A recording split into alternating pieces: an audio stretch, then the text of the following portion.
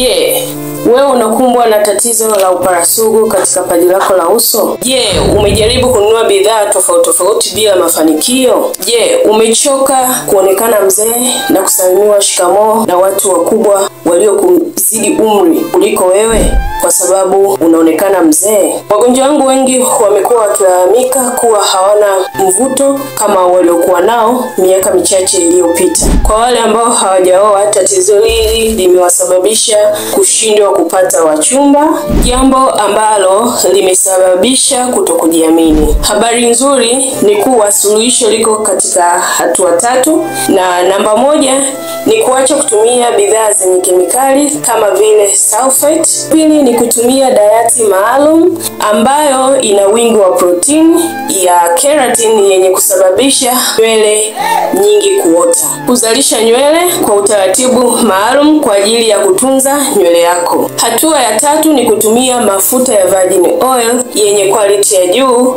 ambayo yatapelekea kuactivate protein. Kwa bahati nzuri nimeandaa darasa ambalo nitaelezea kiundani mambo hayo matatu. Hudhuria darasa hilo, bofya linki ya WhatsApp hapo chini ili kuweza kujiunga na darasa hilo. Ni mimi mwenye kujali afya ya nywele yako, Grace Dicky Magoma.